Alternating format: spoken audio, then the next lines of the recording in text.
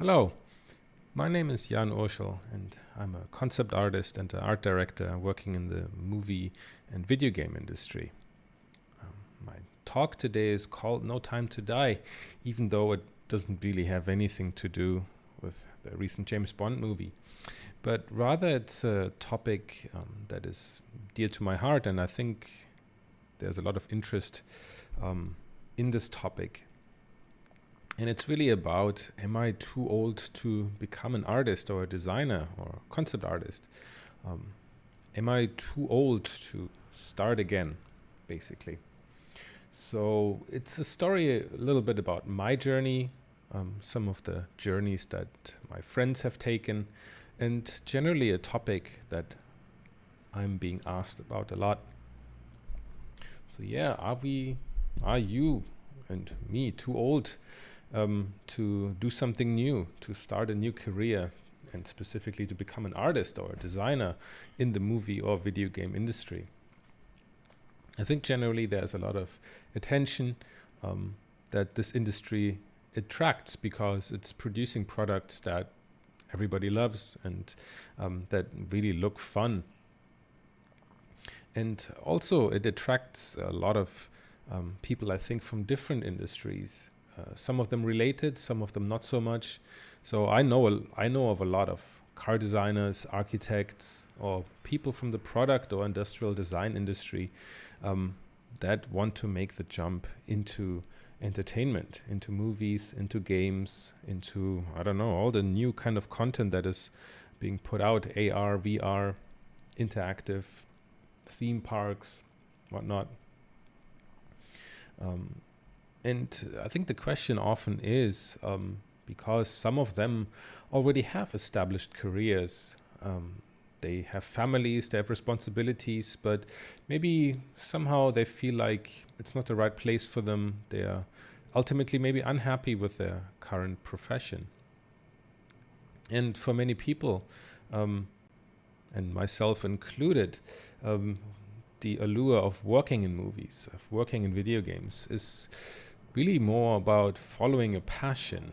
I think for most of us, we do not have a father, an uncle, a mother, an aunt, or somebody that we know that works in this industry and that we'd say like, oh, I want to do exactly what this guy does, or I want to continue my dad's design business for movies, right? That's not really what's happening.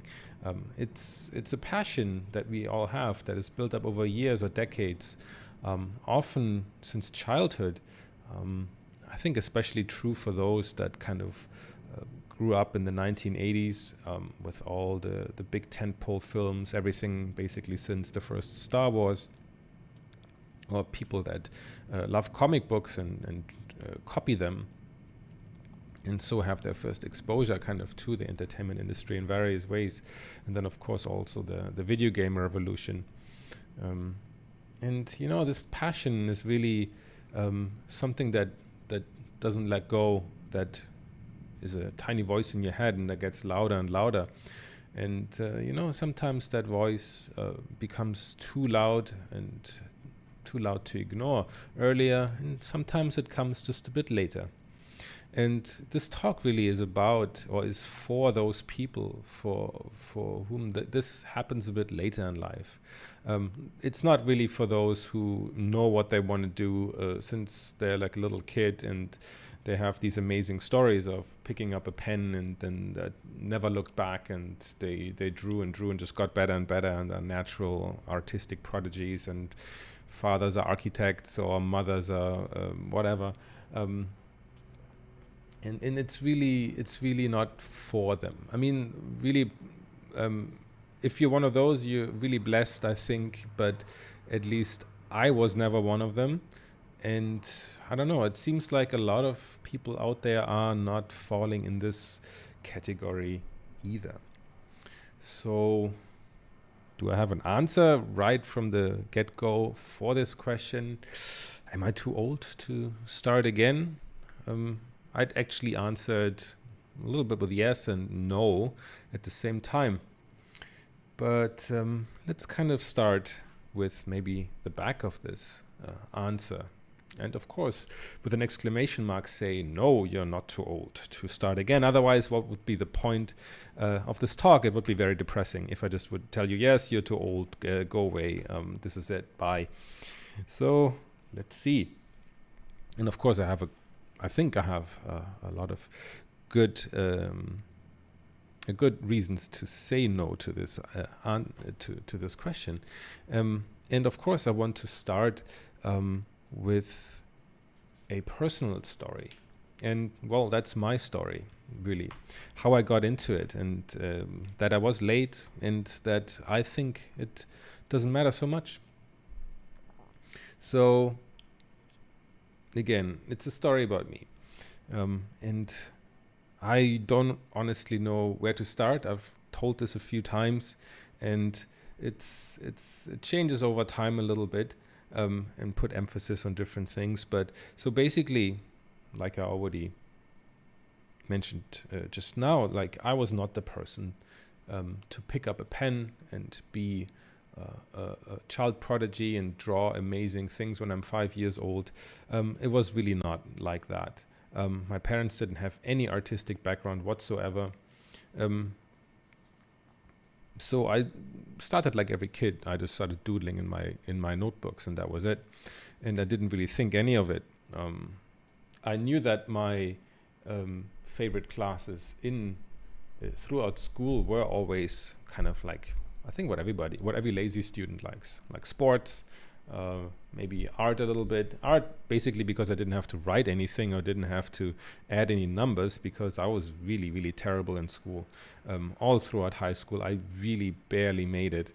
But again, like, I didn't really think that I had any kind of artistic inclination, and nobody was really helping me to understand if I did. I like to take photographs, but I don't think my photographs were very good. And I didn't really have any kind of clear picture in my head of what I wanted to do.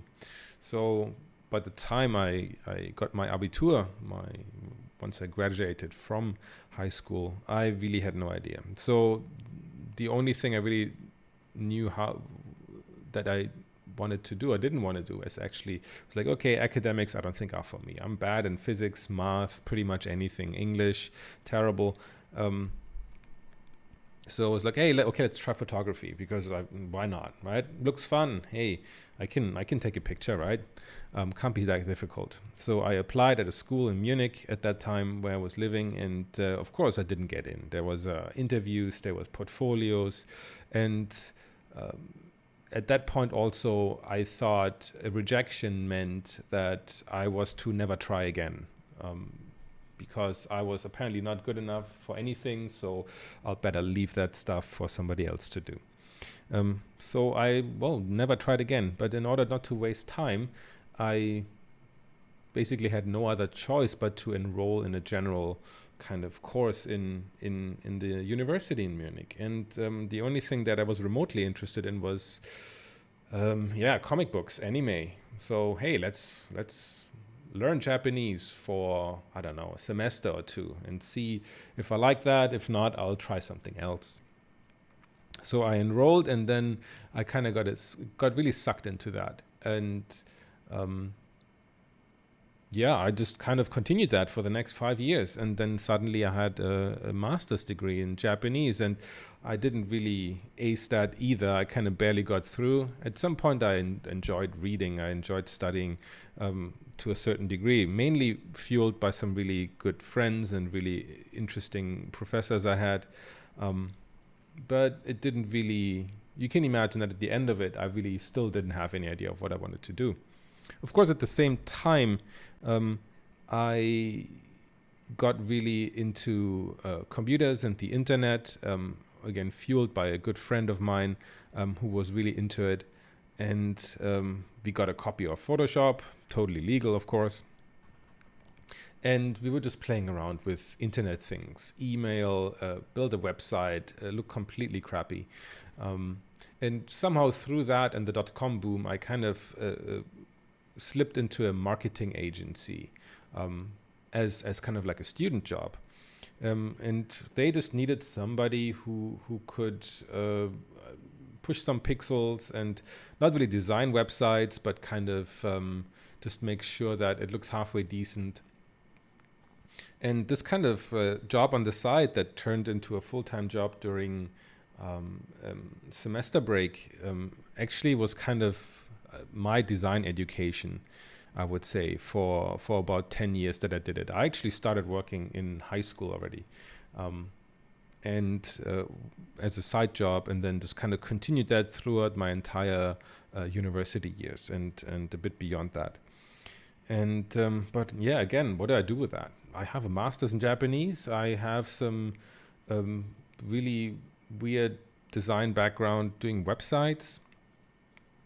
That doesn't really do anything for me. So I had these two things, a kind of half-baked experience and some nice paper that tells me I have a master's degree, and that didn't really add up. So what do I do? Go to Japan, design websites? What? That doesn't work like that. But in any case, I made the decision to follow my then girlfriend to Singapore, because that's where she had a job. And I had nothing better to do. It was actually supposed to be initially Hong Kong, but then last minute changed to Singapore. And I had no idea. Like, I've never been to Singapore. I've no idea. Oh, palm trees, right? It's pretty hot there. That was about it.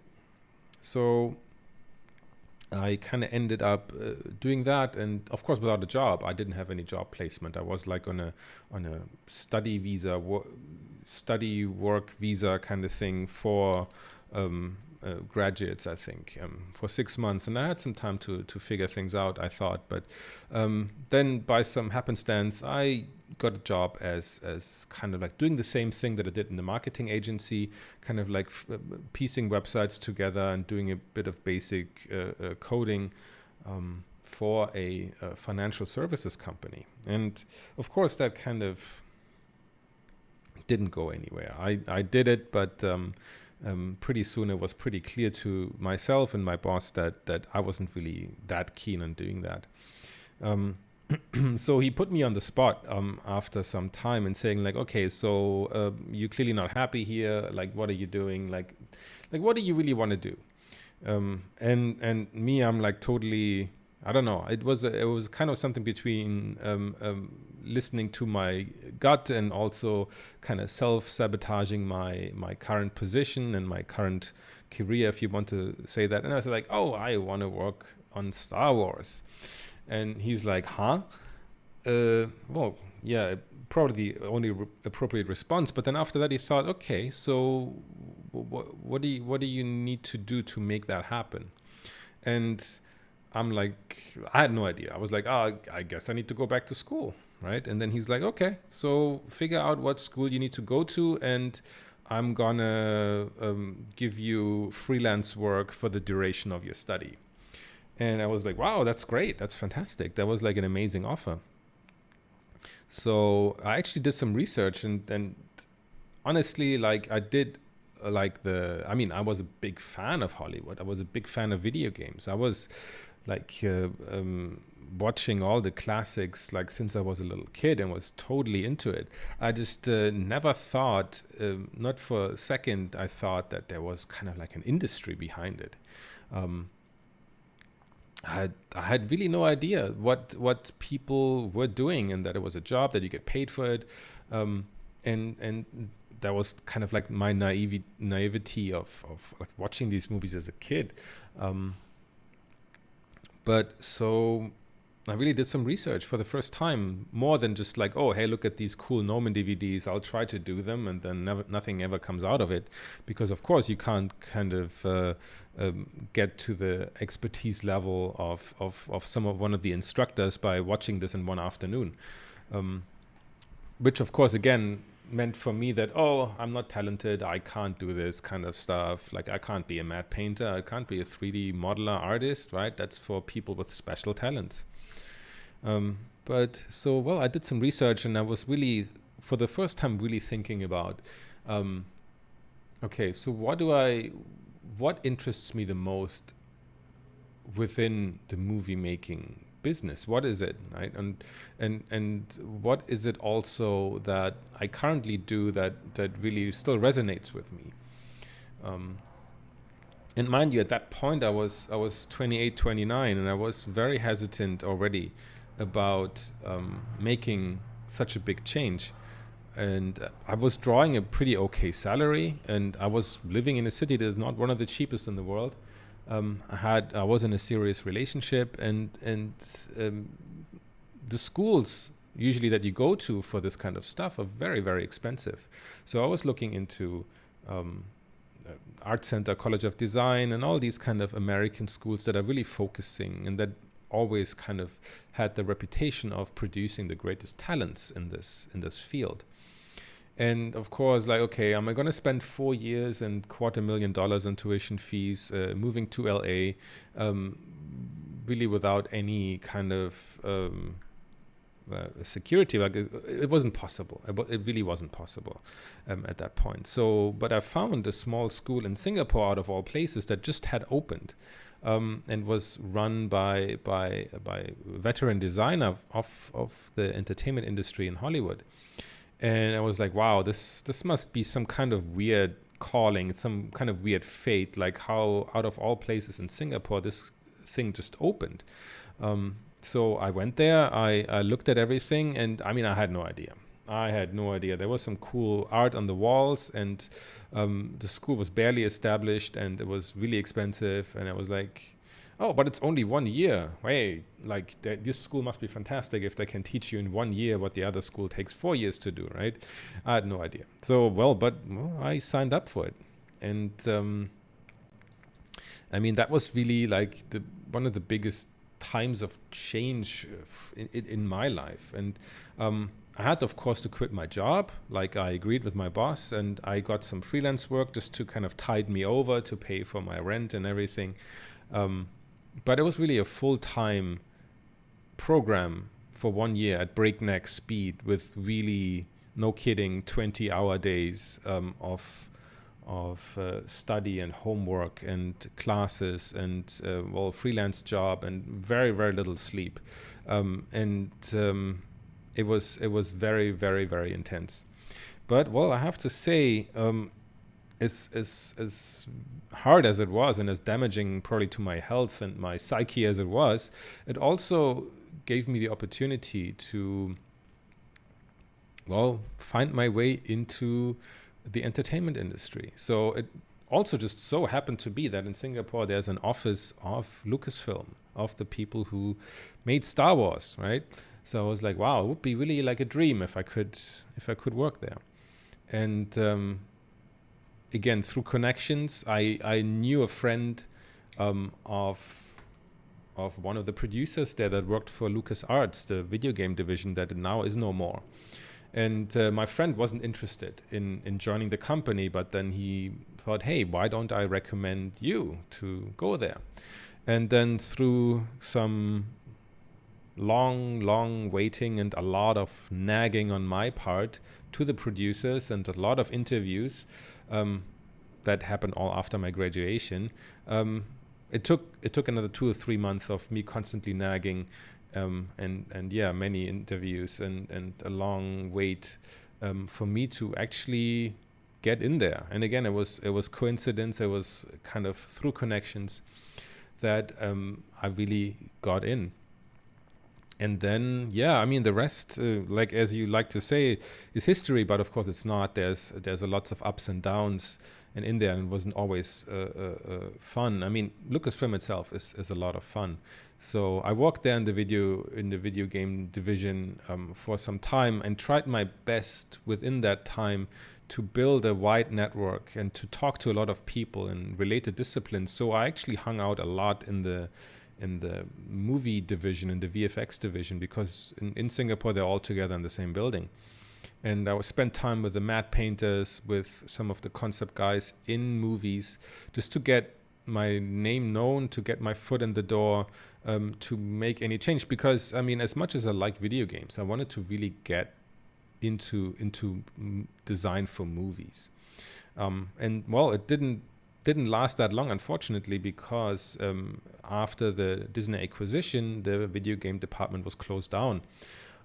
Just a week before that, though, I made the jump into Ubisoft Singapore and worked there for a while on a couple of games.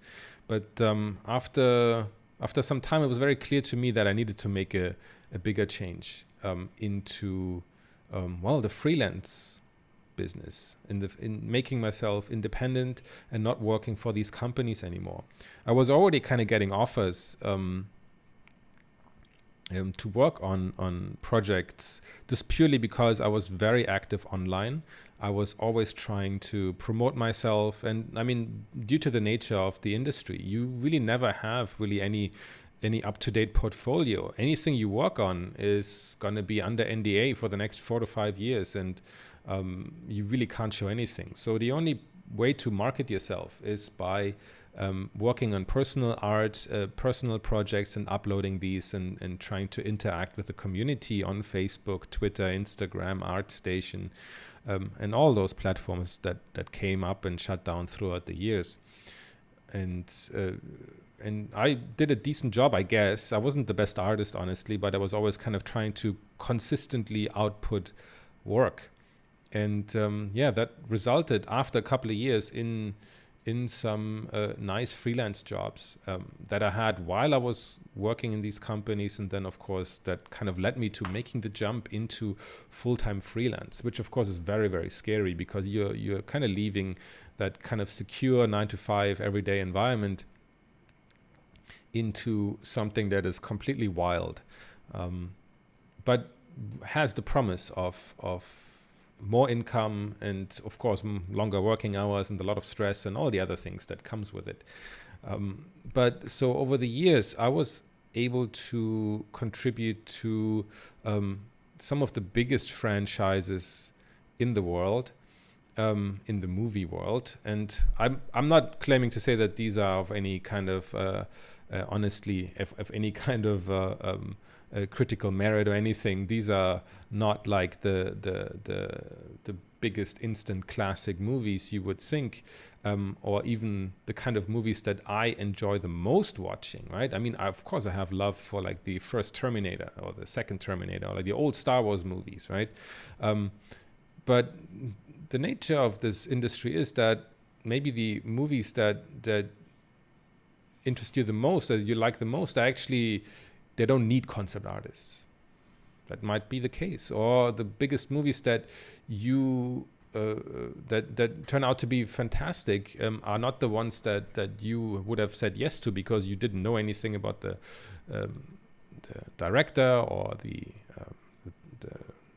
kind of ideas behind it.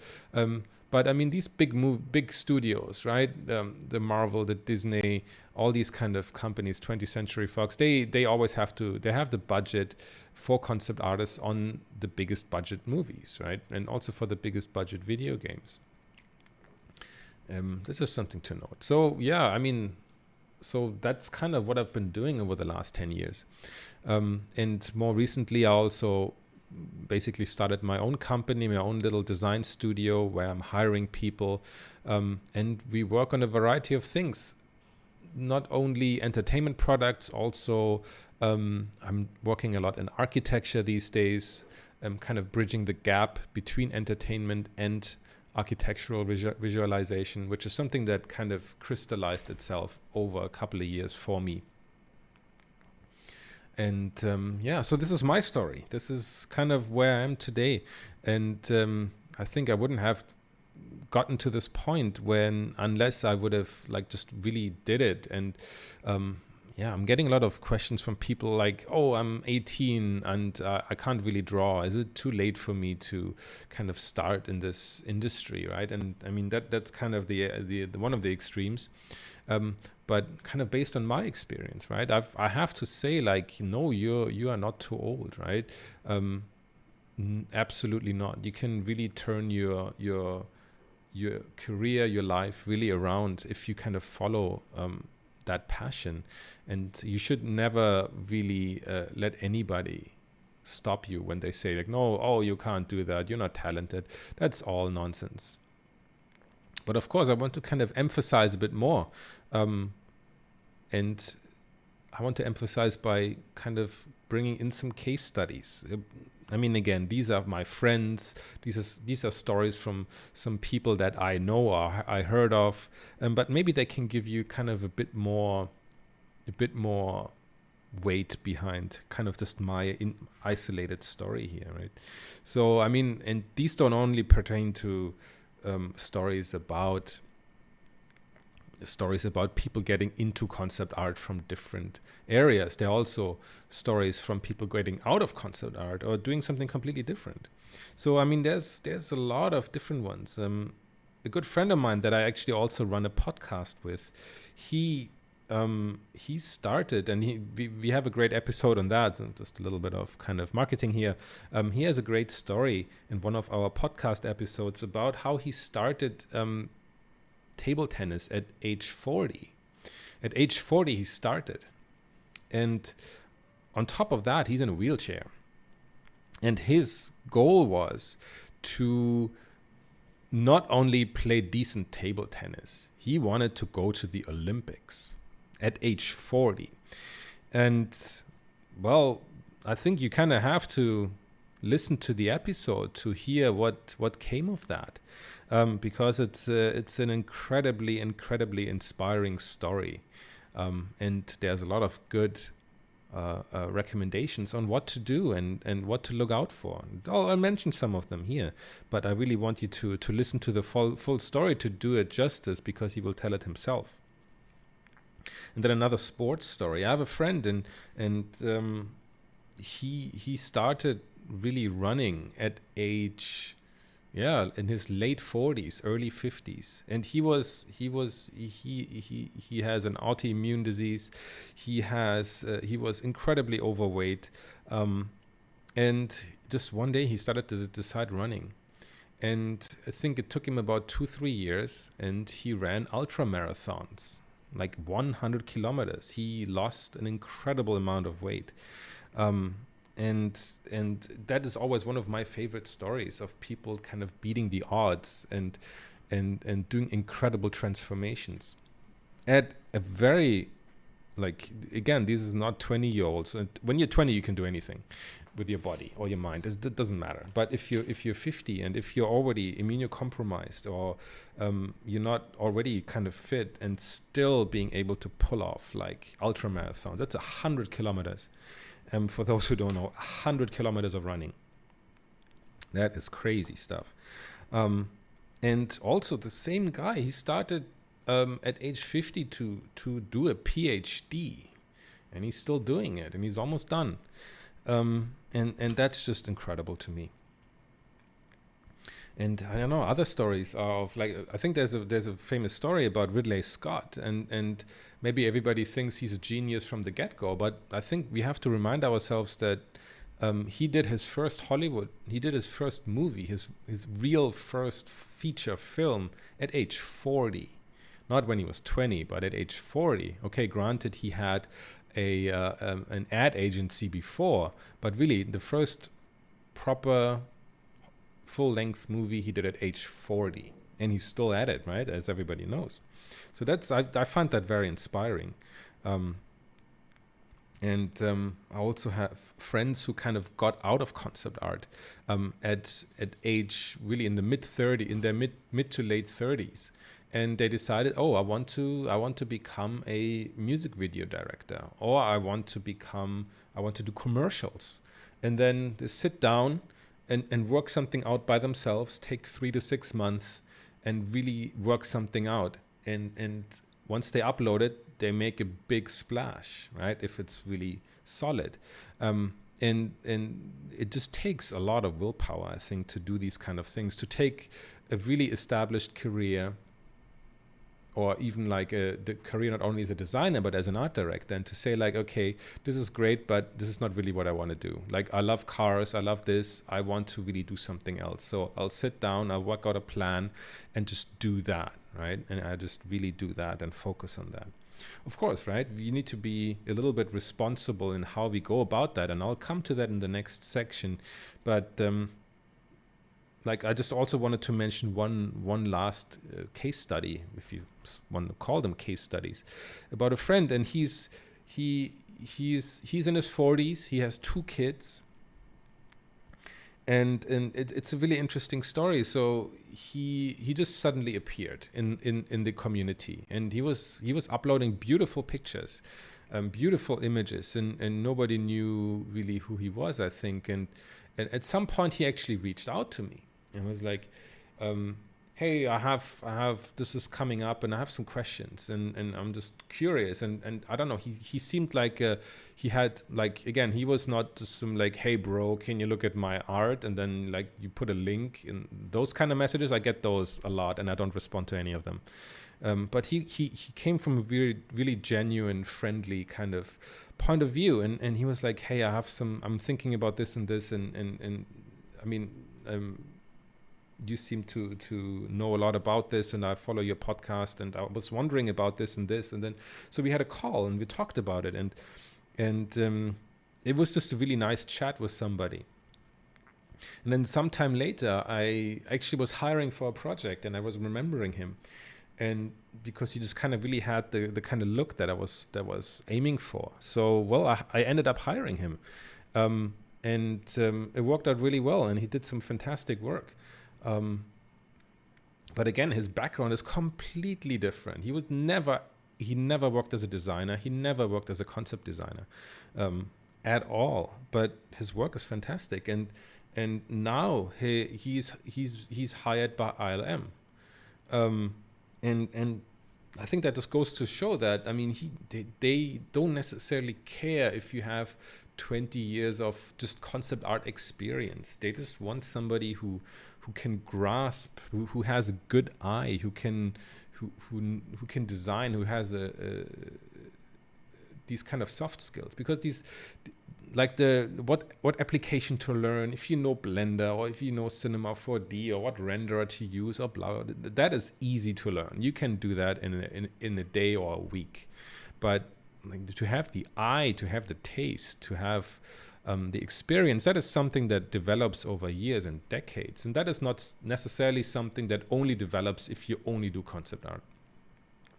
But anyway, that's like one of my favorite stories, right? That's one of my favorite examples of somebody just doing such a leap from one to the other. But of course, right, I just want to also talk a little bit about the flip side of it. Because in the beginning we said, wow, well, yes and no, right? That was my answer to the question, am I too old for this? So, I mean, is there something about the yes? Because, I mean, it's not all just like, oh, hey, as long as I have enough willpower, I can do anything, right? And like, there's nothing kind of holding me back. And I think one of the biggest questions you have to ask yourself in the beginning, and that I would bring up, is always kind of, like, what are your responsibilities, right? At that age, right? Do you have a family? Do you have kids to support? Are your parents getting older? Do you need to financially support them? Do you need to stay close to them? Are you the only breadwinner, right? Like, these are real questions you have to face yourself. And that is not maybe questions that a 20-year-old has to think about. But if you say you're 40 and you want to make a big change, you really have to be responsible. And, well, talk about this with your partner. Talk about this with your husband, with your wife. Even if your kids are a bit older, talk about it with your kids, what they think about it, right? It's a big thing. If you decide to go back to school, or if you need to go back to school for what you want to do, that is going to be a big change in your daily routine, your lifestyle. Of course, you have to ask yourself, I mean, if you have an incredibly expensive lifestyle, and then maybe you have to ask yourself, is this even realistic, what I want to do? Or, I mean, maybe you have a couple of million saved in the bank, then by all means, right? But if you haven't, but if you have a very high lifestyle, very high expenses for your lifestyle, you have to ask yourself, like, okay, how do I have to cut down in order to reach that goal? How much do I really have to spend on necessities? And is my family on board with that? And of course, you have to ask yourself, Like what do I really want to achieve? What do I want to do, right? And there I kind of come into, I think maybe like a little segue into really some helpful kind of ideas, helpful things you can do if you're really thinking about making this kind of jump. And they also kind of go hand in hand with kind of some of the things I would put into the yes category of like, yes, maybe you're too old, but there are things you can do about it, right? So one of the things that you absolutely have to do is really focus, right? So there's a lot of like, if you're young, if you're like in your 20s, if you're in your early 20s or even like below that, it's fine. You can just do whatever the hell you want. You just whatever mistake you do, you just pay for it with a little time, and that is fine. But if you're older, right, you do not, in most cases, have this luxury of time, of just idling around, of just kind of waiting and let things figure themselves out. You really need to focus. You really need to have clarity of your goals. You really need to think about what do you really want to do, and what aspect, like are you aiming for a particular kind of job? Are you looking, maybe there's different aspects of that job. Do you want to become a concept artist? And within that, do you want to become, are you looking for doing environments or characters? Or because all these different jobs have very different specific skill sets that are needed. And I think the clearer you can be, the more focused you can be in kind of figuring out what you really need to learn and what the people in this industry look for, and how to get to the level of expertise and how to make your stuff look competitive with your peers faster. And I know it's difficult to do that, because for everything you decide to do, there's also then 100 other things that you decide not to do, and to give up a lot of what you could potentially do, and coming to terms with that, I think is very difficult. For me at least, right? I at this point have to say like, okay, like, do I want to do this or do I want to do this? Do I want to do architecture or do I want to do more of the other stuff? I mean, and I had to make a decision, right? And then you have to go full steam ahead on that. And it's not easy, because you suddenly realize that time is very finite, and that you can't do everything. But when you try to do something new, that becomes even clearer, I think. And that kind of brings us to one of the hallmarks, and that's also what we talk about in the podcast a lot, and what my friend is a big believer in, and that's deliberate practice. You can't just sit there and kind of doodle around on some things and then you hope that you magically somehow get better over time. That's not how it works. You really have to focus. You have to I would recommend you to put training plans together to really focus on practicing effective, useful things, that you practice something for a couple of hours and you feel absolutely exhausted after that. And you're not just like noodling around. It's like, oh, I'll play around a little bit of Blender today, blah, blah, blah. I would highly recommend against that if you want to really go about this in the most effective and straightforward manner as possible. And I think that's going to be one of the key elements. I would also say that you shouldn't forget about what you already know. Like I mentioned, I think earlier, is that there's a lot of soft skills involved. Like, again, stuff like just showing up to work, handing in your work on time. You don't miss deadlines. You're an effective, strategic communicator. A lot of things that come with experience, and that a lot of young people don't have yet, because they haven't worked in teams and companies, or haven't had that many meetings yet. So that is very, very important. And also, like I mentioned, things like taste, things like learning to see and building up a visual library, all these things come with over years of experience, and cannot be replicated by just cramming a lot, right? A lot of what makes our art unique is experience, is the kind of unique mix of the people we are, the kind of things we experienced, the kind of things we consumed. And that is irreplaceable. That cannot be accelerated, I think. But all the skill set, the technical, the muscle memory, all that kind of stuff, that I think can very quickly be learned. So don't dismiss anything you've already done that you think is completely useless now, because I'm sure there's a lot of things that are very useful. I remember that there were a lot of things that are very, very good, very, very useful in my career that came out of my time building websites, and all the things I remembered that later on in my concept art career were really, really useful.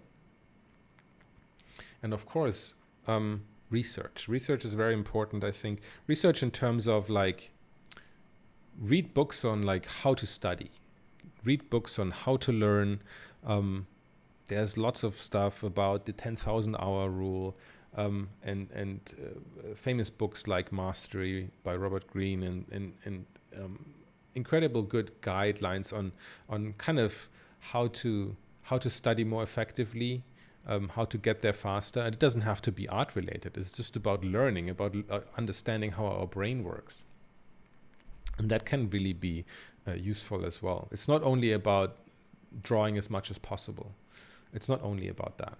It's also about how to go about it smartly and efficiently. And the last thing which I wanted to say is that in order to really accelerate your learning, I think you should seek out mentors and experts and ask for their opinion, and even not only ask for them to review what you produced, but also you will have to pay them for their time, of course, but also to seek out mentors, to ask people who you think whose style really resonates with you, if they are available to mentor you, right? And I mean, a lot of people are not available. They don't do that kind of stuff, but there are enough, I think, which would like to pass on their knowledge in a more effective, in a more intimate setting.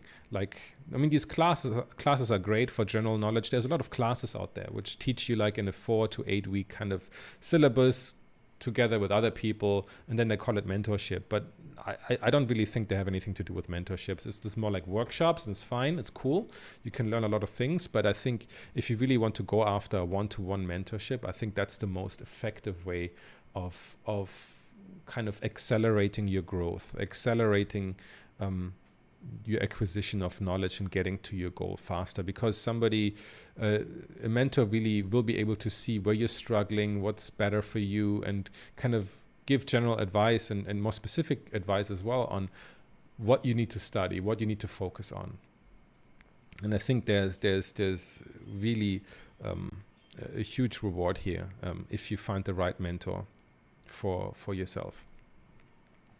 But I hope, well, that brings me kind of to the end of this little presentation, and I hope it was useful. I hope it gave you some confidence if you're thinking about jumping into the entertainment industry or into concept art, or actually if you want to become an artist or a designer, or if you want to just kind of explore a different field, that you have more confidence about going and making the leap, if it's really what you're passionate about.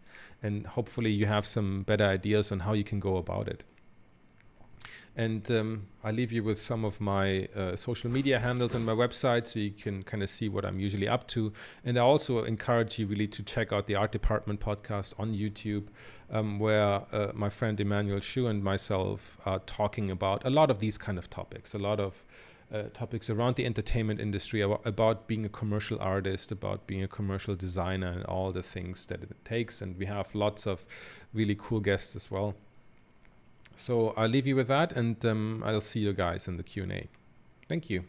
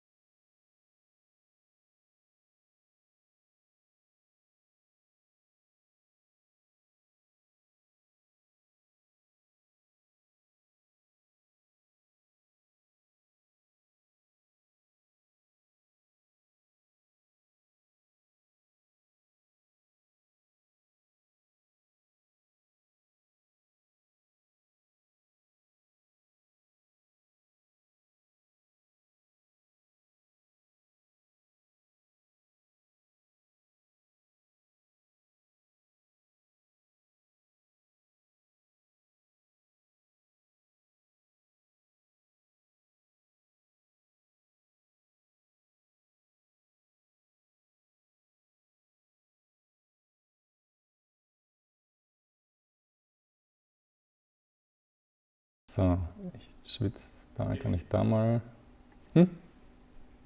And we're back.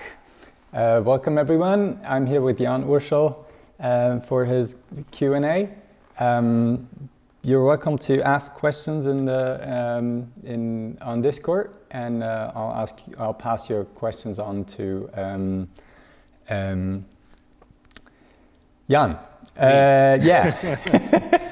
Okay. Hey, hello everybody. Hello. Well, I hope you enjoyed my little presentation, and I hope you have a lot of questions. I hope. Yeah. Please ask. Okay. So here's the first question. To kick this Q&A off, I have a question for concept artists who how do you value painting, drawing skills? Can someone just get through by being a good 3D artist? Plus, okay, well, there's something about Emmanuel's homepage, but people can read that on Discord. Okay, so that's the question, is it? The question is, can you get by with just being a good 3D artist, or do you require painting and drawing skills? And what level do these skills need to be?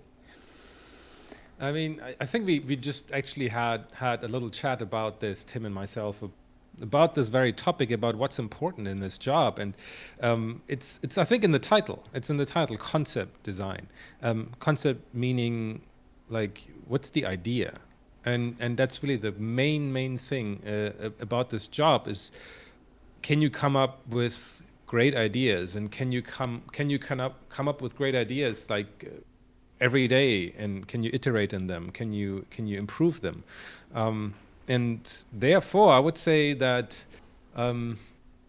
it's great if you can draw, if you can paint. Like I can't draw. I really can't draw. It looks terrible. In my painting skills, I really haven't worked on them very much in the last couple of years, actually. So I'm pretty much only 3D. So to your question, can you get by only by doing 3D? Yes, you can. Because the main thing that's important is ideas. That can you generate cool, interesting, unique ideas? And can you generate ideas that are based on your client's brief? That can you generate ideas that are useful to the client, right? This is not about some kind of concept design. It's not about some form of self-expression, being the most unique, being like, it's not fine art, right? It's not fine art by any means. It's design, it's problem solving, it's delivering what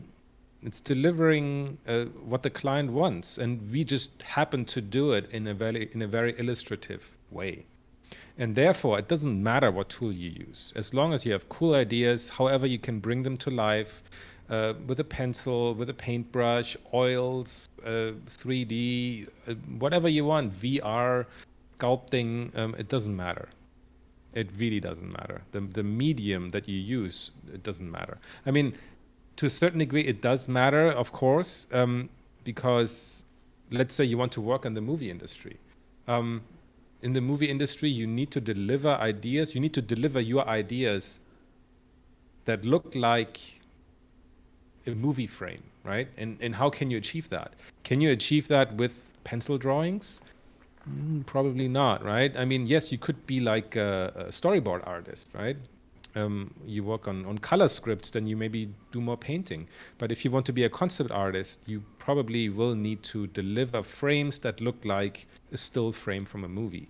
And the easiest way to achieve that is by either 3D or photo bashing. And that's how you deliver the most value to your client. And that's, at the end of the day, all that matters. That's my take on it. Okay, so it's more about communicating or visualizing your idea. The tool is not the question. It's whether you can do it. The tools will change 100 times during your career, and you need to adapt quickly. So it doesn't really matter. Okay. So here's the next question from Verena. Hello, since you have been in this industry for a long time now and have witnessed all the challenges that have happened, concept art shifting more and more to 3D now, VR is coming up and so on. And it will probably still change a lot in next years. Did that somehow influence how you enjoy your work? And do you think you'll still be working in the industry 10 years from now? I hope not. No, I mean, people who know my podcast know that I don't really care. I don't say things just for the sake of staying employable or anything. I really don't care. And honestly, like, yes, concept art has changed considerably in the last 10 years. Not only like the way we do it, but also I think the value of concept art has changed considerably. It used to be quite a niche thing. Not many people did it. It was reserved to a few, and I'm not trying to glamorize it, right? There were bad people then, they're bad people now. They're good people then, they're good people now. It's just that there has been this explosion of acceptance and knowledge about concept art and resources for learning concept art that have completely changed, I think, the landscape. And I think it's going to continue further that way, that actually I think concept art to a certain degree will lose, I think, some of its, like, how to say, some of its imaginary glamour or whatever. I think it's gonna become more an everyday kind of thing. And I think if you really want to stay competitive and if you want to have an impact in this industry, you need to change gears massively into the realm of, I think, you need to realize the power you have. That you're not just a wrist, you're not just somebody who cranks out good pictures, because more and more people will be able to do that. But I think you need to get into the area of really doing more with it, like using the tools that you have at your disposal now, like real-time rendering with Unreal, like VR sculpting, and you basically can get everything or most of the software you need to produce Hollywood level images for free. And you just get some decent kind of processing power, which is again cheaper than ever, and you're ready. So I think a lot of it will move into short movies, into animations, into fully produced kind of I don't know, whatever you want to call it. I think the term doesn't exist yet. Into previs or previs will be so good that it's almost indistinguishable from the final product, and it's gonna be what will set all these people apart. And I know a lot of people are already doing all their stuff in Unreal, whether it's like, it's a waste to use almost Unreal for concept art for still images, but I think it's going to be all about moving images. It's going to be about blurring the lines between concept art and the final product, and looking beyond just delivering content for the traditional kind of movies and TV shows. I think with the rise of like NFTs, with interactive content, metaverse, and all this kind of stuff, I think the areas where we as idea givers, as content creators, can contribute and should contribute is really, I mean, it's challenging, but it's really interesting. And I think by limiting ourselves to only look at the traditional kind of movie, video game kind of stuff. I mean, video games by no means are traditional or whatever, but it's been around for a while, whereas a lot of the other stuff that is coming up now, like virtual worlds and everything, is still fairly new. And I think everybody should look at it. Everybody should branch out and see all the different areas that potentially you could do something in, right? Because only with diversification you stay competitive. If you just want to stay a concept artist and work for Star Wars Part 22, then by all means, right? That's great. If you find joy in that. Focusing the question back on me, like, as arrogant as that sounds, I've done that. I want to do something different, right? So I won't say what that is, but I don't see myself working in concept art in 10 years. For a large part of the year, I don't even do concept art anymore already. So that's the answer to that question, as cryptic as it is. Okay. But I hope that helps. Sorry, No, that was a bit long-winded. No, that's all right. Do you have any favorite resources on learning and improving 3D? My tutorials? No. Okay, sorry. I think the biggest, because I'm in a position right now where I actually hire people, and then I need people who are very good in 3D. But honestly, the people who are good technically are everywhere to be found, and that's fine. But I think the thing I mostly look at is if people have good observation skills, and if they understand what makes something good. So if you tell me about like, oh, how can I improve my 3D skills? Like, I mean, I don't have a favorite resource, right? I don't know, YouTube. A lot of the stuff I look at is on YouTube. If it's just about the technical thing. But if we're talking, and I don't know, maybe that's behind the question, maybe it's not, but if we talk about 3D for concept art, I highly recommend just go out and learn about the world and observe how things are built.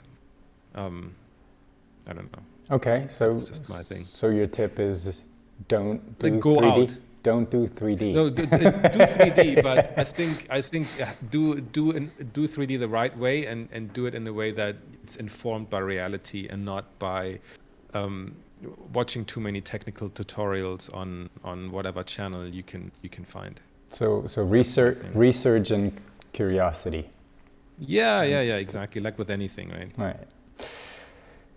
How much do you think has the situation of demand supply of artists in concept art changed since you started? It's been quite a while since you made your switch, so I would assume that the offering around education and training has grown a lot since then, and there are more good artists available than ever, and the market is even more competitive these days than ever. Would you say the market is more competitive than ever? It's a tricky thing. I think the market has always been competitive, and I think even back then, even I mean, it's not even that long ago. I don't think necessarily it's more competitive now. I think it's just that we know more about it, and I think the market also has. I mean, the market for products, for the entertainment products, for video games and for movies and TV shows and everything has expanded, I think, at the same rate, or actually faster. Like a lot of the problems I see these days is that I tried, like companies hit me up and ask me like, oh, can you work on this? Like, I need somebody now. And it's big companies, it's good stuff, and I'm like, sorry, I'm busy. Like I'm fully booked for X amount of time. And then when I try to hire people for the projects that I do with my company, like I need to hit up 20, 30, 40 people before anybody is available. So if anything, like there's more demand for concept artists right now than before. Right before then, like we were like fighting over like projects and everything. It felt like before there were not enough projects to carry for us to work on, and now it feels like the opposite. Now it's like, where are all the people? We need people like right now, right? And so I mean, I think there's like waves, like it's like waves of like sometimes this, sometimes that. But right now it's the craziest boom time for entertainment products. Like everybody is like, you know, all the streaming services are just like, they just want to get all their projects off the ground, right? And also for video games and everything. So I think right now is a really good time. If you got, I mean, not maybe, I mean, I don't know if it's the right time to kind of like start learning it, but I mean, right now there's a huge demand for concept art manpower, I think. Mm-hmm. Okay. Here's a second question from one of our listeners. If you work on a project for a month and have to drop artworks every day, how do you deal with the pressure? I mean, one can't simply be creative on spot every day. To the last part, yes, you can, and yes, you have to. It's pressure, but how do I mean? It might feel like pressure if you don't do anything right now, but once you're in a project, once you're in a rhythm, I don't see it as pressure. It's just what it is. And maybe that's just my mindset, but that kind of comes back to the beginning. You're not an artist. I mean, in that sense, you're not a fine artist. You don't wait for inspiration. You're a designer. You're there to solve a problem. And Monday's problem will be solved on Monday. Tuesday's problem will be solved on Tuesday. And you just do it. And there's no doubt, no question about it. You just do it. You have to deliver at the end of the day. If you don't deliver, then you are of no use to the client. I have a very pragmatic, very realistic kind of mindset about that. But again, you're a designer. You're not an artist. You're not there like waiting for inspiration, for like some kind of like aha moment, God rays coming into your room, and then you can go. It's just like, for better or worse, it's 8 a.m. or 9 a.m. in the morning and you start. And if you don't know what to do, just start with anything, right? I mean, it's really about, it's really about a professional mindset, I think. I can't phrase it any better way. There's no, I mean, in that sense, there's no pressure. I mean, you also have to understand that we're all humans, right? The people who employ you are also humans. They don't expect like Michelangelo's David, like Monday, Tuesday, Wednesday, Thursday, Friday, right? They don't expect that.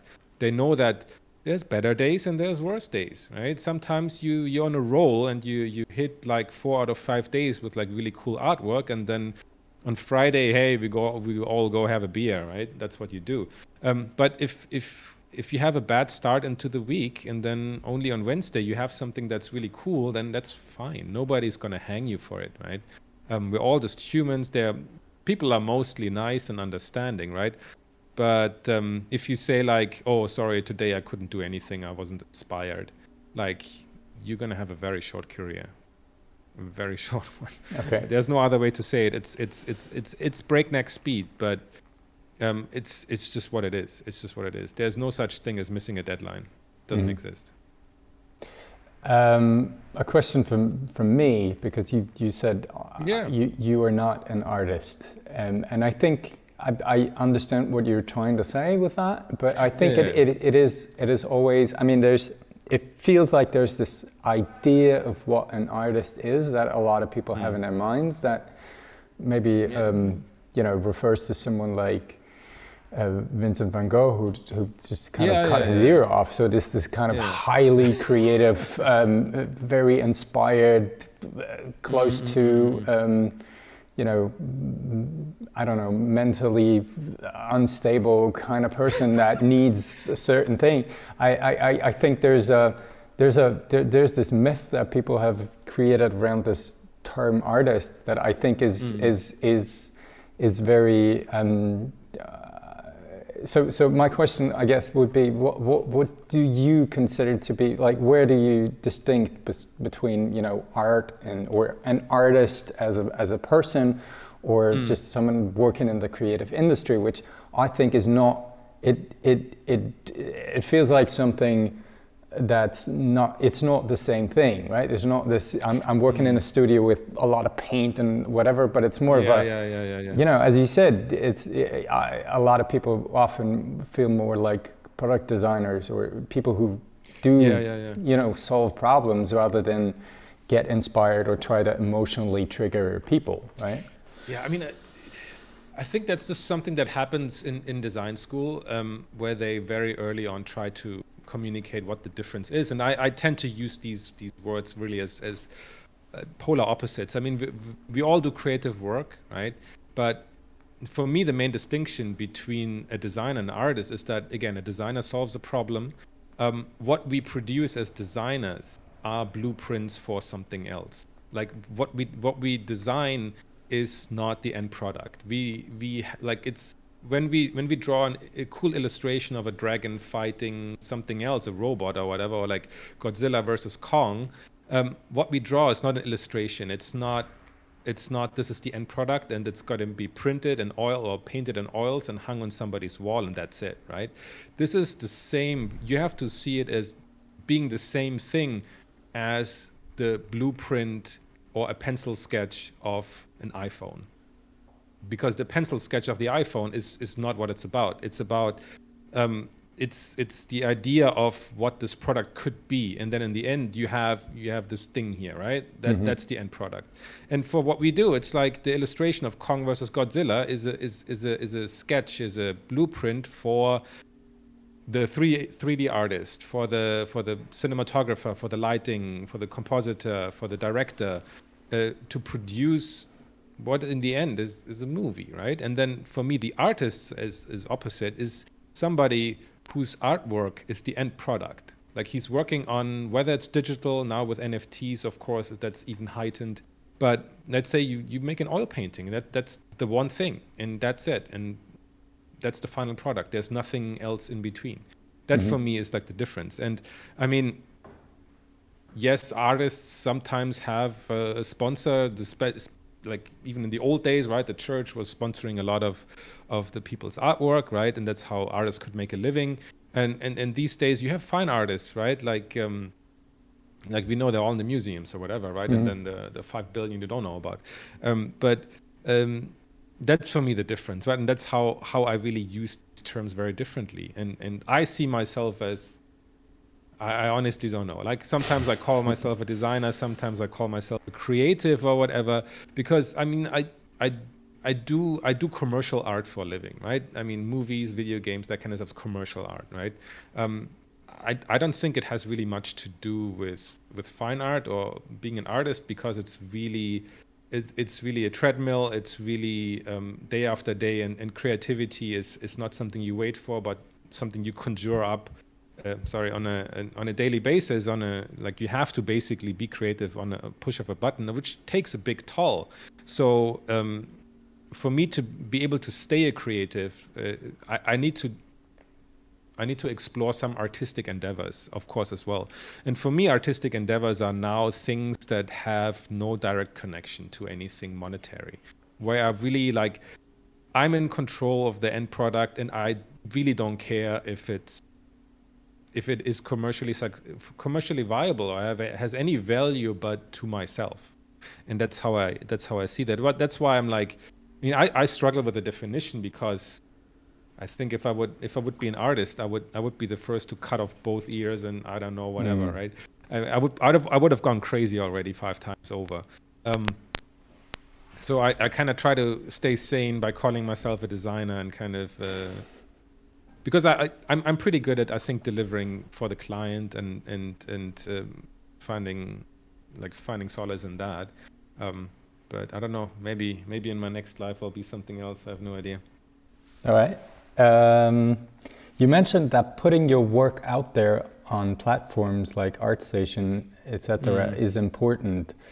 Given the huge amount of good, highly competitive art on those platforms, how can anybody make sure to get noticed? It's not just about producing good art anymore, right? Yeah, I mean, I don't think as a freelancer or as somebody who wants to, I mean, you have to do a lot of marketing, and basically you have to be a bit of a salesman, right? To make yourself known, and it doesn't mean you have to it doesn't mean you have to stand on a pedestal and like scream as loud as you can with a signboard saying, look at me, right? I think there's many examples of people who do it in a genuine way that kind of really meshes with their personality, right? Because I don't know, like there's a lot of introverts, right? Myself included, who really don't want to deal with other people, but well, somehow we got to make a living, right? But yeah, I mean, there are some people who can just output their work and it has an impact immediately, because it's so unique, it's so different, or their execution is so good. And I was never one of them, never, ever. It just never happened. I was never a breakout success. Wherever I went to, whatever platform, I tried to be an early adopter, and then my numbers are like maddeningly slowly increasing, and then somebody else comes and he has like 5 times the followers that I have after like he has it after 5 days, and I don't even have as many after 5 years. So that's quite maddening. But you just got to be everywhere. You got to be, I think. I mean, it's difficult. Like I don't want to be the person to say like, oh, you follow your heart, right? Usually the people who say that are the ones with 2 million followers, where it just happens to be that what they love doing has mass appeal, or hits a nerve, or hits a trend. And I think it's not to say they are misleading people, but it's just there are such people, right? There are such people, and they don't mean any harm by saying that you should follow your heart. But I think for the vast majority of people trying to figure out how they can get themselves known, I think it's difficult. It's difficult to do that because maybe they start trying to do whatever they feel like doing, and then it's not going anywhere after so many years because their taste is maybe very niche. It's very it doesn't have mass appeal, right? So it's tricky. I mean, the thing that I did, and honestly, that's the only thing I know how to do, right? It's just like doing whatever I did, which is like I was on all the platforms, so I'm still on all the platforms, and I just post consistently, like consistently, and it took years after anybody noticed. And of course, I think there's like a secret kind of formula where your skills are just going to be good enough, and then the algorithm of whatever platform you're on just throws that image that is just good enough in front of somebody's eyes, and then just some magic, something happened, because it's not only about you and your skills being good enough, it's also about you being employable at that time. It's about the project and the people that hiring for that project needing exactly this kind of work to this degree, and that they can afford you. So it's like to think about it, it's like almost impossible for anybody to get hired, but for some reason it still happens, right, all the time.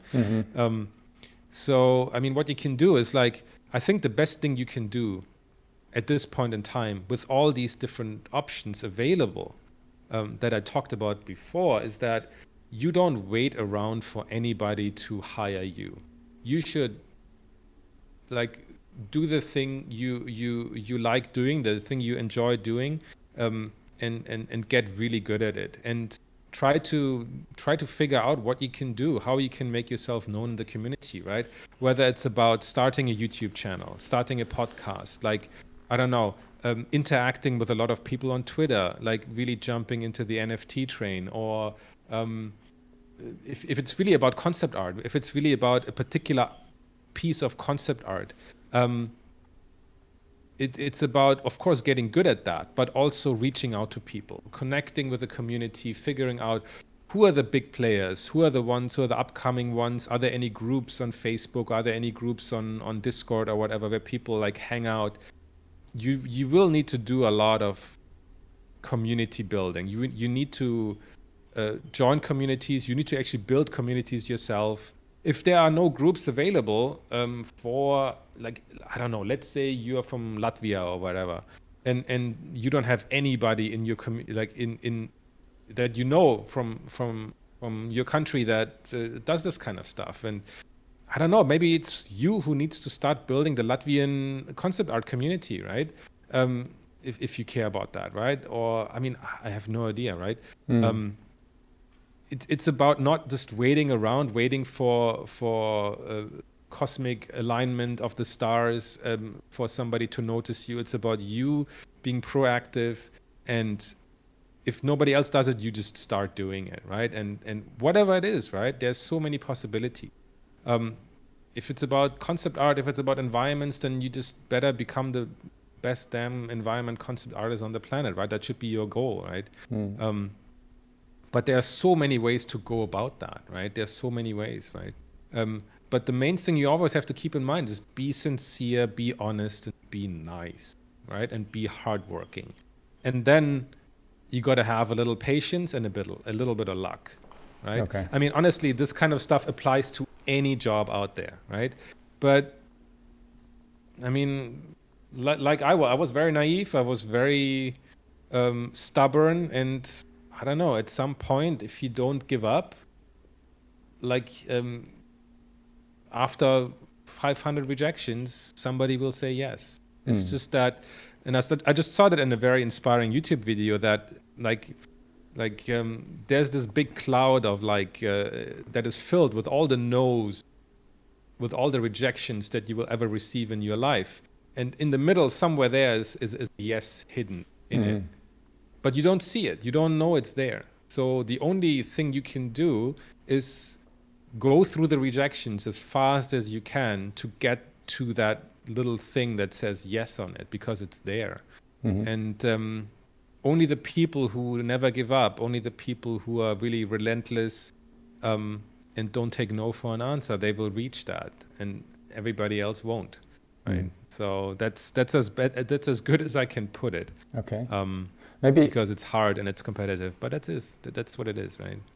Maybe you could explain for, since you're now in a position where you are hiring people, what is it that you are looking for? I mean, what are the qualities in people that you, because I feel that a lot of people underestimate the human qualities people need to have in order to, get hired, because it's not just about the work, right? I mean, it needs to be someone that you can work with and that can, especially. I mean, there's a lot. I mean, there's a lot of different sides, right? There's soft skills, there's the technical side, and then there's also kind of something about that you need to be able to vibe with somebody. Like, I work in small teams. I work very hands-on, and I work very like I work with people on a day-to-day basis. I don't pass it off and then don't talk to them for a month or whatever. It's really about a daily back and forth. And so I usually work best with people who have a similar kind of working style to me. But I mean, if you talk about soft skills, right? It's really about again, be a nice person. Be nice and I hate excuses. The excuses that people come up with are just freaking hilarious. You need to be a reliable person, professional that I can depend on, right? Again, I understand that it's like you can't. Sometimes there are bad days. Sometimes somebody gets sick. Sometimes you get sick. Whatever, right? That's fine. I totally understand that. But I mean, there are people who miss deadlines all the time and all sorts of stuff. They don't hand in the stuff. That's like the biggest thing, that you have somebody who just can't depend on. Like you told them you need to deliver during that time, and then they don't. And you're like, okay, well, so I have nothing right now. So I think the whole thing about professionalism, and it's not even an age, right? You can find professional or unprofessional people in any age group. So I think it's just about being dependable, being hardworking, and being nice, right? Those things usually go a long way of working together with somebody.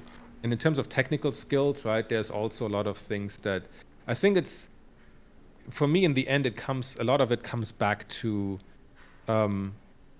how good of a designer are you in the end? When you strip everything away, like if you strip away all the atmosphere, all the cool things, all the god rays, all the robots and everything, once you strip all that away and you're just left with proportions, balance, shapes, and scale, and all these kind of things, and what can you really bring to the table? And that's usually the watershed moment where you really can see if somebody can design well or they can't. And it gets really hard. It gets really hard if you're on a really high pressure project and you need to go through the basics of basics of design with somebody who you're paying a lot of money for. And that really becomes a waste of time for everybody. So that sounds like I'm like a hard ass, but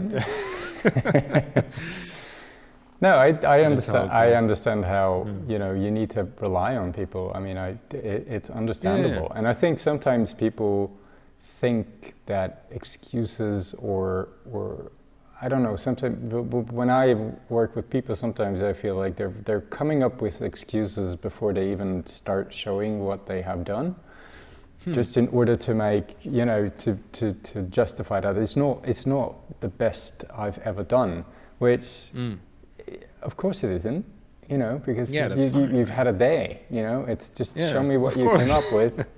And it's good enough, right? It doesn't. I think it's also, for me, sometimes to do with what are your expectations towards yourself, and how, if you want to impress someone, just put in the hard work, and at some point that person will be impressed. It's not. It's just that. I think sometimes you can't do more than that. But if you do less, if you do less, then people will know, and it's your struggle is not that person's problem. The struggle with yourself, or the fact that you're not confident with what you produce. You just need to do what you need to do. Exactly right. And that sounds really harsh, but I think it's the commercial art where the commercial art world. It's just that it's very hard. It's very hard, and that's why a lot of people, I think, just burn out, and myself included, a lot of times, because it's an incredible amount of pressure to give a piece of yourself every single day. That's really hard. But do we have any more questions? Yes, sorry. Here's two more questions. Sure. Simon asks, he's always very detailed in his descriptions. So excuse me for not reading it perfectly. Pop culture of the last decades is having a huge impact on how we build our society and technology today. It seems like, especially through movies, concept art often serves as an almost literal blueprint for the reality and technology of our society, our society produces year by year. Very often and quite shockingly implemented visions have,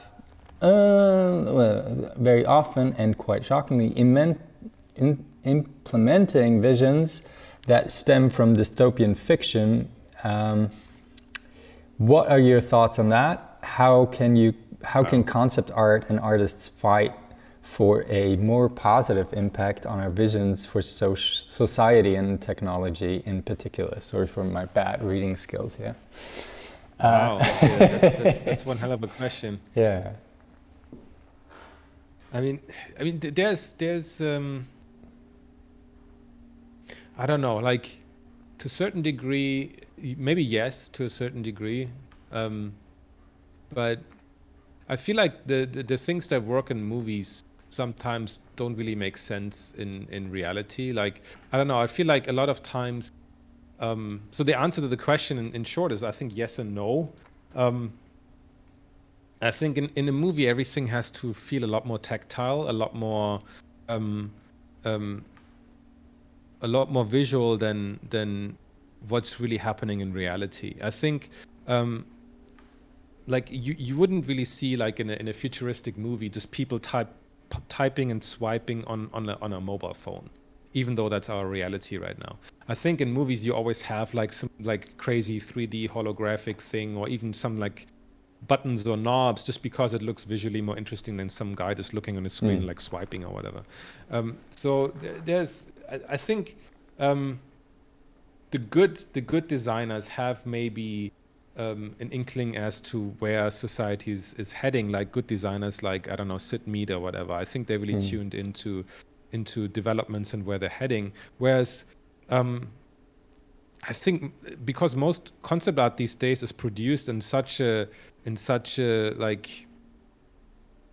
fast and almost like it's produced in a manner that there is not much time to really think deeply about a lot of the stuff we do.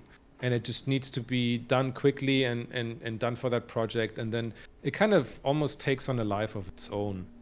So maybe, I mean, I would not agree that concept art has a big impact, but I think that movies still have a big impact on or can have a big impact on society and where we're going. How they can make a more positive impact, I mean, well, that's a good question. That's like what Hollywood should answer. I mean, I think, I mean, honestly, to a large degree, like Hollywood follows what people watch, and people like to watch, I don't know, stuff exploding and military stuff and superheroes beating the crap out of each other, or bad guys or whatever, right? I mean, there's always that element of the escape of reality, right? So I honestly don't know. How can you influence the viewing patterns of people, right? I mean, I agree with the statement in the question about, like, I haven't really seen much about a utopia. I haven't really seen much about like a really positive image of where this all could be heading, right? I mean, but I think it's simply because nobody would be interested to watch that. I have no idea. I mean, honestly, because it's like, I mean, they're serving, I mean, something that has like a big positive message. Like, I can't even think about that. Like, honestly, like with myself, the movies that have resonated the most is like I keep on coming back to stuff like Matrix or like Mad Max or whatever, and I'm like, holy crap, that's like all like end of days kind of stuff that really resonates with me. And I honestly don't have a good answer for that question. Or, I mean, the only thing I think is just that, I mean, as long as we enjoy kind of torturing ourselves with all the entertainment that we're consuming, and especially like if you look at video games, right? Everything that's popular is about like, shooting. And I really don't like that. I'm not a big fan of those video games. I'm not a big fan of Marvel superhero movies, because I just don't like what they show there, right? I mean, okay, it's escape. It's like escape from reality, and it's especially so during a pandemic, right? But I would also love to see more stories about love, about loss, about real human topics, right? That are not hiding behind explosions and shooting stuff. But I think that we as a society, like as a whole, I think that's going to take a lot more, like a lot bigger change in the thinking of everybody to move in that direction. And then once there's more demand for this kind of stuff, then we will be asked to draw happier pictures for concept art, right? And then maybe there's going to be a bigger impact for. I mean, we're not really being asked to vision what the future of the world looks like, but I don't know. Maybe that could be at some point happening. I have no idea. That's a lot of just rambling and random thoughts about this, but it's an interesting question. It's a really interesting question. But I think, to like throw in my 10 cents on this topic, I think it feels like storytelling is always about problem solving to some degree, right? You always have you need a hero, and that hero needs a problem. Yeah. So if that hero lives in a utopian world, where's the problem? Like, Where's the conflict? Where's the conflict? How do I create that? And I think that's, people are often interested in, how many murder mystery things there are on TV, and people love it, and they just enjoy the fact that it's not real, and that it's, and if it was, so I think, I don't think it's necessarily bad that our visions are sometimes, come from this kind of dark place where you think how would problem solving look in a world that is even more terrible than ours, right? And I think maybe that's why we shouldn't think so much about, I don't think the vision of something very, very beautiful and perfect is attractive to our need for, looking at stories and finding a problem there. So I guess, but yeah, it would be interesting to think about a positive way of, But what I like what David Fincher said, the director. He just says people are perverts. Right. And that's at the core of everybody, and that's why we are where we are right now. Okay, here's one more question, but I think it's from Twitch, so it kind of came in a little late. Okay. But I think it regarded the question about, do you see yourself as an artist or a designer? And Adam, what else is writing? Do you consider yourself more of an artisan then, maybe? Artisan? Oh, okay, that's interesting. I think, honestly, like the older I get, the less I really think about any kind of description for what I do. That's just a recent thing, I think. It's just because I think it came about because, I don't know, a lot of friends I have in a similar age group or slightly older, they're like all like, I don't know, general manager or director of this, director of that. And I'm like, I honestly haven't really thought about what I would call myself. Like, should I call myself a designer or an artist, or am I senior lead executive, whatever, creative director? I mean, I don't know. Like, I don't think about it honestly on a daily basis, and it has no bearing on how I feel about myself anymore. It's just that when I'm asked, like the only time I have to confront this question is like when the client asks me like, oh, so what's your position in the company? What should I put in the contract? And then I just usually tell them something that is feeling appropriate. And that could be that I'm sometimes the CEO, founder, sometimes I'm art director, sometimes on a different occasion I'm a designer. It doesn't matter. I really don't care. Like I do creative things, so you can call me whatever the hell you want. I mean, I don't consider myself anything. I do whatever I want to do at the end of the day. And when I'm hired for a job, I'll happily put on a different hat if I need to, because like, does it really matter, right? Is the title you give yourself, is that something that is just a purely external thing that you need to tell somebody else, or is this something you need to tell yourself to convince yourself that you are really that person that does this profession? I have no idea. I mean, that's maybe something that comes along when you get a bit older. I have no idea, but like, I think it came for me after like trying to chase, like, am I a senior? Like, what kind of credit do I get on a movie? Like, am I a senior concept artist or senior visual development illustrator, blah, blah, blah. And it's just all nonsense.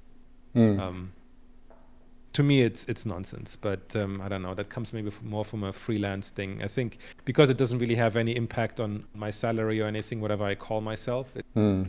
Whereas if you're in a company, yes, then there's like certain ranks to climb, certain senior lead, whatever, associate, blah, blah, blah. And that has like a certain impact on your salary. But for me, it's just all like, leave me alone with that.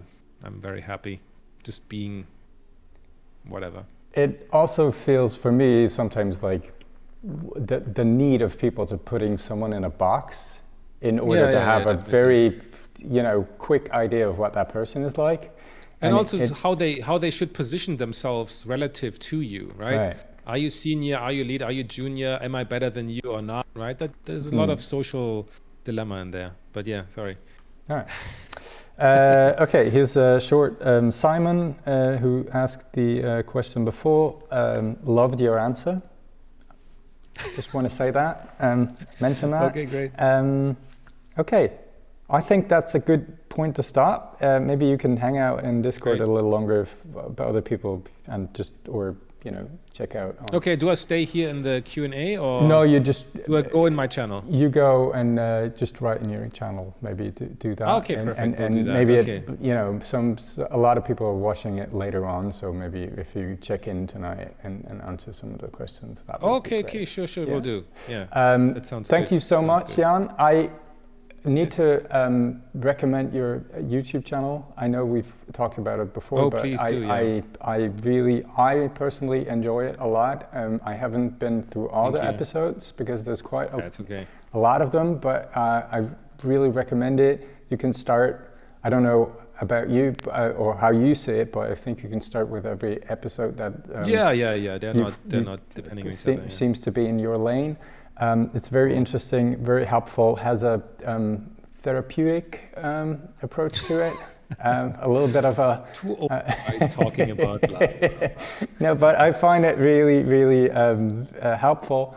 And that was the one critique on your talk for me, that it felt like it's not just for older people who want to start. I think there's a lot to take from that talk for everyone who's interested and watching other people, develop and grow and their approach, I think is a very valuable lesson for everyone. And I think that's what you should do. Thank you so much for inviting me and sharing everything. Thank you. So I'll be hanging out a few more minutes here, and then I'll check in following days if there's any more questions. Perfect. And I'll also leave you I'll leave you some links that you can check out. That would be the awesome. Content I have online. Yeah, that would be awesome. Okay, great. Thank you. So thanks again. So much, yeah. Have a great day. Thank you. Bye. Bye.